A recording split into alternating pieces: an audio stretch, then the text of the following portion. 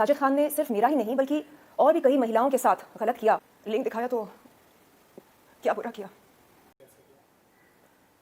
देखिए, परसों जब मैंने जिया खान की डॉक्यूमेंट्री डेथ इन बॉलीवुड के बारे में पढ़ा तो अचानक मेरे ज़ख्म ताज़ा हो गए और मुझे याद आया कि कैसे साजिद खान ने अप्रैल 2005 में मेरा यौन शोषण किया था। लोग पूछते हैं 2005 की बात आप आज 2021 में क्यों कर रही हैं, क्यों बता रही हैं। इन लोगों को बता दूं कि बड़ा मुश्किल होता है इस तरह की बातें पब्लिक डोमेन में रखना। 2005 में मैंने अपना बाप खोया था।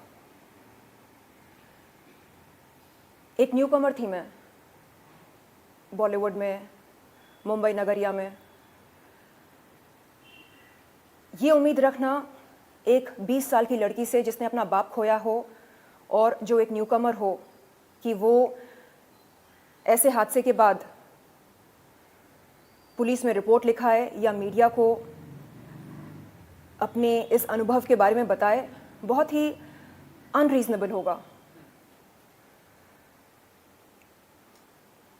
मैं कुछ साल पहले तक खुद को ही कसूरवार ठहरा रही थी इस बात के लिए। मुझे लगता था कि अगर मैं साजिद खान से मिलने नहीं जाती तो शायद ऐसा कुछ नहीं होता। और कई महिलाएं ऐसा ही सोचती हैं, वो खुद को ही दोषी ठहराती हैं अपने यौन शोषण के लिए। कुछ साल पहले जब मुझे पता चला मी टू मूवमेंट के चलते कि साजिद खान ने सिर्फ मेरा ही नहीं बल्कि और भी कई महिलाओं के साथ गलत किया, तब जाकर मैंने खुद को कसूरवार ठहराना बंद किया। तब जाकर मैंने ये माना कि नहीं, कसूर मेरा बिल्कुल नहीं था। मैं अगर नहीं जाती तो मेरे साथ बिल्कुल नहीं होता जो हुआ है, लेकिन किसी और के साथ होता, किसी और का शोषण होता। तो बात यहाँ पर मेरा, उसका, इसका, तेरा बिल्कुल नहीं है। बात यहाँ पर हम सब की है।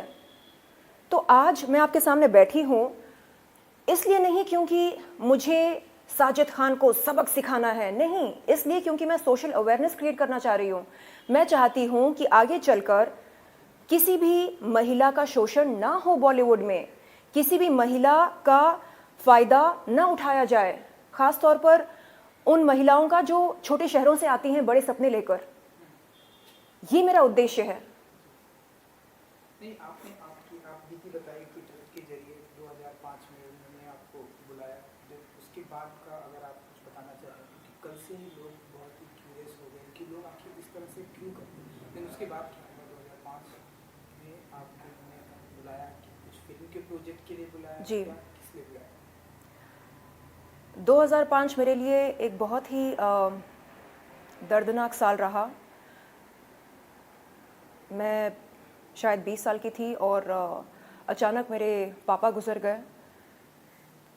आंध्र प्रदेश के सुनामी विक्टिम्स का इलाज करते करते मैं अपने पापा की चहेती हुआ करती थी। एंड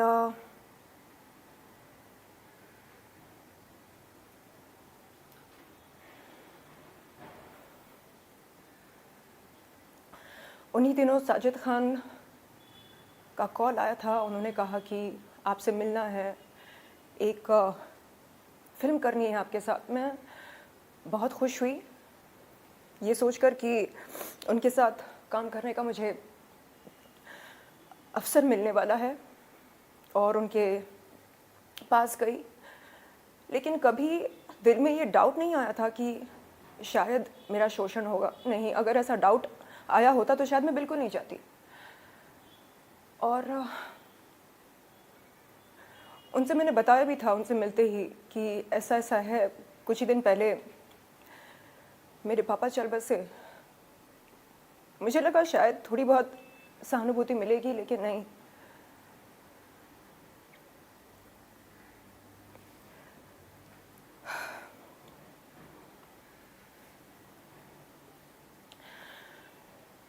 लोग कहते हैं ठीक है ना, लिंक दिखाया तो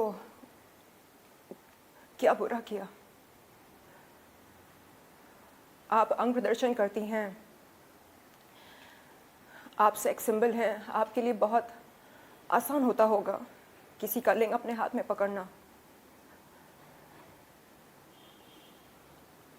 एडल्ट कंटेंट क्रिएटर मैं अब बनी हूँ। 2005 में मैं केवल एक महत्वाकांक्षी अभिनेत्री थी, एक एस्पायरिंग एक्ट्रेस थी। और चाहे महिला जो भी हो, एक अभिनेत्री हो या एडल्ट कंटेंट क्रिएटर हो, बाजारू औरत हो, वैश्या हो,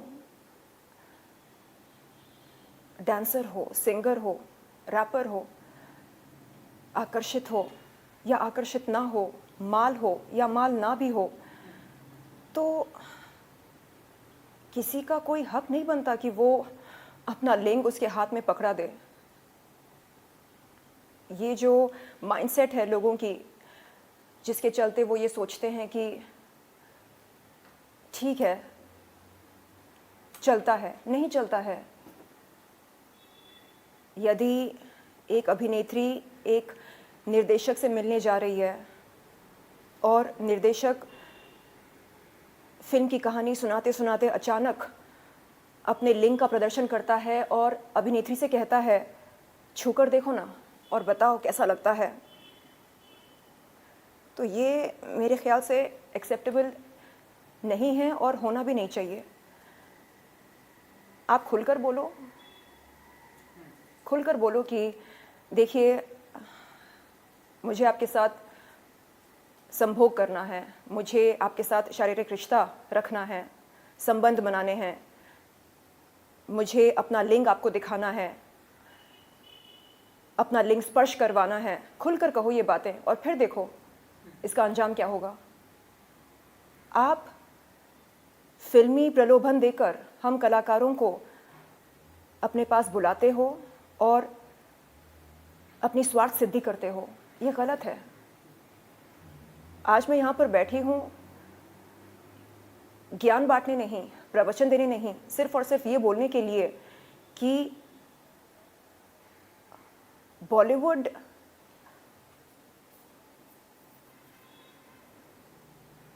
के तौर तरीके, ये अगर मुझे बहुत पहले समझ में आ चुके होते तो शायद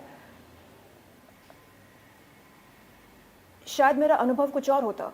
लेकिन न्यू कमर्स को कोई बताता नहीं है कि देखो डिनर के कई सारे मतलब निकलते हैं, बचकर रहना। देखो कोई निर्देशक या निर्माता अपने पास बुलाए काम के लिए तो अकेले मत जाना, साथ में बॉडीगार्ड को लेकर जाना।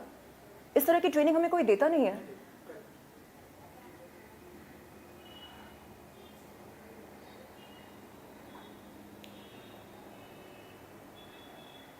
आज मैं एडल्ट कंटेंट क्रिएटर बनी हूँ, इसका पूरा श्रेय मैं बॉलीवुड को देना चाहूँगी।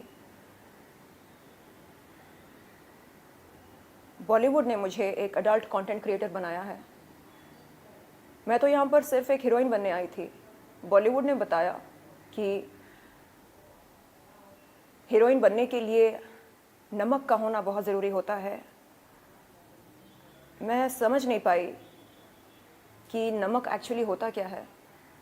नमक का सेवन तो हम सब करते हैं, तो फिर ये किस नमक की बात करते हैं।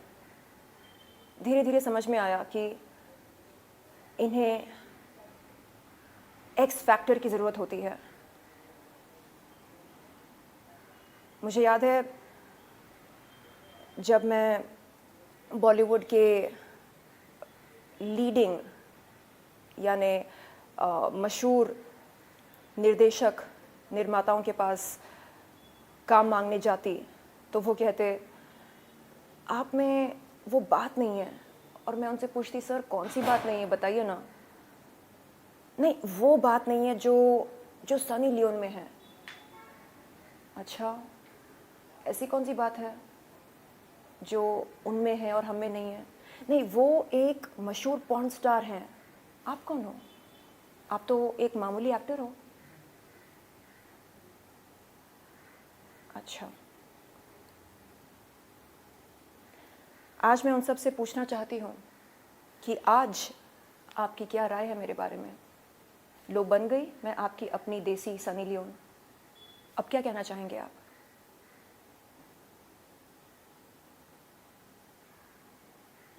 बात घूम फिर कर ये बनती है कि बॉलीवुड जैसे इंडस्ट्री में इतना दोगलापन क्यों है? यानी जो दिखता है वैसा होता क्यों नहीं है? इनका फंडा ये है, बद रहो लेकिन बदनाम मत रहो। खुले में डिप्रेशन के नारे लगाओ, बंद कमरे में अगर माल का सेवन करना हो करो, बेशक करो। खुले में फैमिली सेंटिमेंट्स की बात करते हैं और बंद कमरे में लिंग स्पर्श करवाना चाहते हैं। क्यों? जो काम आप बंद कमरे में करना चाहते हो उसकी चर्चा करो खुले में, लेकिन नहीं, बद रहो लेकिन बदनाम मत रहो। ये इनका फंडा है। मेरा फंडा बहुत ही अलग है, इसके विपरीत मेरा फंडा है। बदनाम होना मंजूर है लेकिन बद रहना बिल्कुल मंजूर नहीं है। मुझे बद नहीं रहना। मैं धूम्रपान नहीं करती, मैं शराब नहीं लेती, शराब नहीं पीती, मैं माल का सेवन नहीं करती हूँ, मैं ड्रग्स नहीं लेती, मैं धूम्रपान नहीं करती। लेकिन आप मुझे अपना आदर्श नहीं मानेंगे। क्यों? क्योंकि बद नहीं हूँ तो क्या, लेकिन बदनाम तो हूँ। ये फंडा मेरी समझ के बाहर है और इस तरह की घटिया सोच को मैं फ्लश करना चाहूँगी। देन ऐसे लोगों को नहीं चाहती शर्लिन जी कि ऐसे लोग जो है जेल की सलाखों के पीछे हैं, जिन आपने एक्शन नहीं लिया, आप ऐसे नहीं चाहती कि ऐसे लोग जो हमारी इंडस्ट्री में ऐसे, जैसे कि आपने कहा कि बद होकर घूम रहे हैं, तो ऐसे जी। लोग नहीं चाहते कि जेल की सलाखों के पीछे? देखिए, मेरा ये मानना है कि जब माइंडसेट चेंज होता है तब हृदय परिवर्तन होता है, तब पर्सनालिटी में निखार आती है, बदलाव आता है। मैं चाहती हूँ कि बॉलीवुड का जो कलेक्टिव माइंडसेट है उसमें बदलाव आए। ये जो सेंस ऑफ एंटाइटलमेंट बॉलीवुड में एग्जिस्ट करता है ये ख़त्म हो जाए। इन्हें लगता है कि हम इनके बाप की जागीर हैं। जब मन चाहा अपना लिंग दिखाते हैं, जब मन चाहा अपना लिंग पकड़ाते हैं, जब मन चाहा डिनर के लिए बुलाते हैं। तो ये जो माइंडसेट है इनका, इसे बदलना होगा। और बदलाव कब आता है? जब हम हम बात करते हैं, हम चर्चा करते हैं उस विषय पर, तब अवेयरनेस क्रिएट होती है और तब बदलाव आता है। तो आज उसी उद्देश्य के साथ मैं यहाँ पर बैठी हूँ। मेरा उद्देश्य ये नहीं है कि उसे जेल हो जाए। चलो ठीक है, जेल जाकर बाहर निकल कर आएगा वो, कभी ना कभी तो उसकी सज़ा ख़त्म होगी, वो बाहर आएगा जेल से। उसके बाद क्या? साजिद खान जैसे कई लोग हैं इस समाज में। समाज का हृदय परिवर्तन हो। आप बोलते हैं अरे ये देखो, जो लड़की खुद अंग प्रदर्शन करती है वो बात कर रही है समाज में बदलाव लाने के लिए। हाँ, अंग प्रदर्शन करती हूँ मैं। कहाँ करती हूँ? अंतर्राष्ट्रीय अडल्ट वेबसाइट पर करती हूँ। अगर आपको पसंद है आप आएँ, सब्सक्रिप्शन लें और अडल्ट कंटेंट देखें मेरा। किसी के जज्बातों के साथ खिलवाड़ नहीं करती हूँ। इलीगल पदार्थों का सेवन नहीं करती हूँ। मर्डर नहीं किया किसी का, कोई बैंक नहीं लूटा मैंने, अपने टैक्सेस टाइम पर पे करती हूँ। तो दिक्कत क्या है? नहीं, आप कैसे बात कर सकती हैं? क्यों ना करूं मैं? नहीं, आप कैसे उंगली उठा सकती हैं? क्यों ना उठाऊं उंगली? क्योंकि मैं अडल्ट कंटेंट क्रिएटर हूं, इसका मतलब मेरी कोई इज्जत नहीं है, मेरे कोई उसूल नहीं है, आदर्श नहीं है। शर्म तो आपको आनी चाहिए, क्योंकि डबल स्टैंडर्ड्स आपके हैं, मेरे नहीं हैं। दोगलापन आप में है, मुझ में नहीं है। मैं खुली किताब हूं, क्या आप बन सकते हैं खुली किताब? नहीं, आप नहीं बन सकते, क्योंकि आपको पसंद है बदनाम नहीं रहना, और आपको पसंद है बद रहना, यानी चित भी अपनी, पट भी अपनी। मुझे नहीं पसंद इस तरह जीना, एक नकाब पहनकर जीना मुझे नहीं पसंद। तो मैं चाहती हूं कि जल्द से जल्द उन तमाम लोगों के नकाब उतारे जाएं जो